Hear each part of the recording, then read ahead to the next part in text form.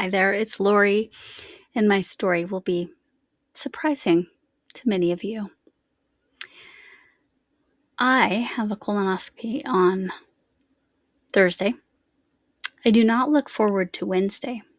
However, an interesting thing about me is when I get anesthesia or that type of anesthesia where it's like light anesthesia, well, even when I had surgery, same thing, but even the light anesthesia, after my colonoscopy the last time and after every surgery I've had, every time I've had anesthesia, I have no migraines for a week to 2 weeks. So I look forward to my colonoscopy. This is just routine, nothing, no concerns or anything. It's just I have a family history, and so they're making me do it every 5 years instead of every 10. So better safe than sorry, as far as I'm concerned. So get it checked if you're of that age or you have a family history. You can check it younger. But anyway, yeah, I'm very much looking forward to the nice little nap you get. That's all a colonoscopy feels like to me. It's a nap, and then I have lots of dreams, and then I wake up and I don't have headaches for a while. It's fantastic. Obviously, this is not a normal response. And even though I would love to, I can only imagine the look my neurologist would give me if I said, well, is there a pill form of anesthesia that could help me out? What is there about this anesthesia that makes my migraines go away? Can I take that? Can I take that medicine and forget all the rest of it? I really would love to not have to do Botox anymore. But it works, so I am grateful for Botox, to be fully clear. Yeah, so there we go. Get it checked if you need to. Get all the things checked. That's what's been going on with me. But if you want to see that, there's a members only that's got some of my medical stuff that's going on. So, but mostly I'm good. Better, I guess we'll see. And after the colonoscopy, I will be better because that's just how it works for me. But can you imagine? Can you imagine if I said to my neurologist, can I just get regular anesthesia every, once a month or something? No, that's not healthy. So there you go. Yarn management. Still dealing with moths. There's fewer and fewer all the time. But because I'm not having any exposed yarn and I'm having to, it doesn't look like it. It's in plastic. And then I've changed this up a little bit. There's, because I've used some rainbow yarn, this is now some Temu yarn and then my rainbow yarn. But the major change is over here. That is all my hand dyed. I now have it in the clear so I can see it. This is mandala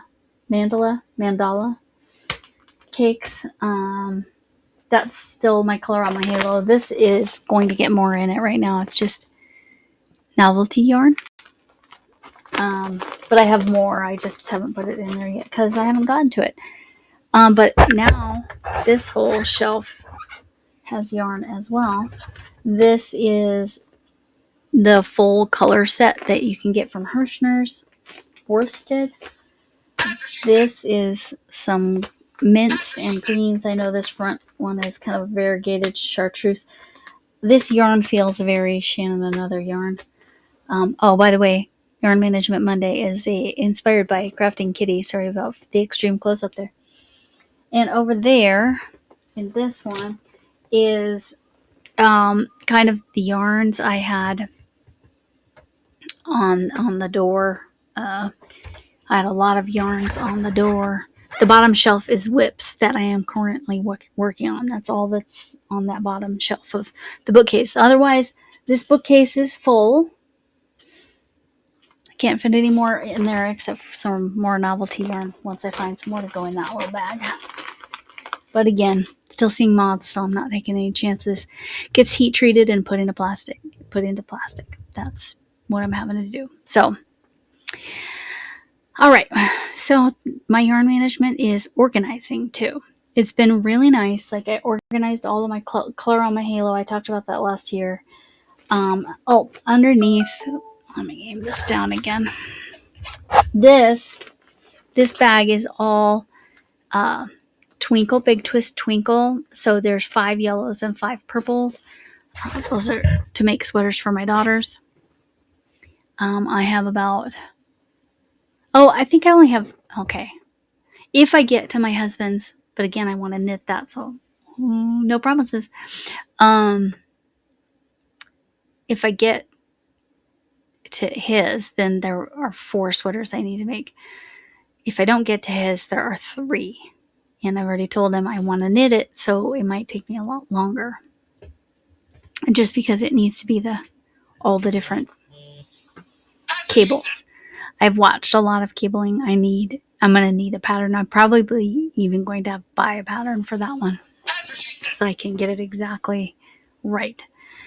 Use the right size needles with the right size yarn with the right stitches and gauge and all that. I will do a gauge swatch because with knitting and clothing, you need to do that.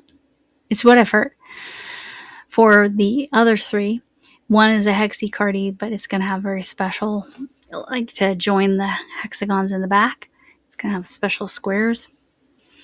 Hopefully I have that one done in time for Lexi Helix Stitch Crafts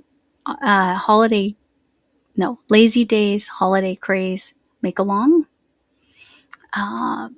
Because it's a Christmas gift and it fits a holiday theme as well. That's not what it's necessarily for, but it is. It fits. And I know the hexy part. It's easy. I just have to find the yarn that I bought for that. That's half my problem right now. Finding the yarn I need. I've gotten further on the teddy bear. Oh, no, this is yarn management. We're not going to worry about that. We'll talk about that and tackle it. So, yeah, that's my yarn management. I've made a lot of progress, but I'm also feeling still very overwhelmed by how much more I have to do. But the process is great in that I'm getting everything grouped together, organized. You know, like I know exactly what yarn is where. Up there's a bag. Actually, I think that bag is new. There's a whole bag of red. Most of that is Hirschner's worsted. I don't remember what color. And then below that whole bag is DK weight. You know, if I don't knock something down, it's just not one of my videos. So Temu, I need to do a review on this yarn right here. I want to start doing and this one too.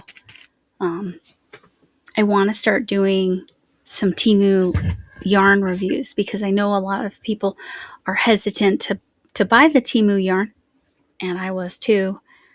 But I'm like, yeah, I'll give it a shot. This just has a very different construction than I was expecting because, like, from there it looks great, but it's kind of like a thread with the little bobbles kind of wrapped around a piece of yarn. It's kind of how I would describe the construction. So anyway, I'd like to work with that. And now I can do like a little knit and a little crochet. Not going to be super thorough, but to show you how easy or not easy the yarn is to work with. This one is actually a kit and comes with its own crochet hook. So I'll start with that and, you know, go off of its pattern that came with it. I did not realize I was ordering a kit, but the hook's actually nice. But this is very large and will make a large shawl. So we'll see. But yeah, that's to come.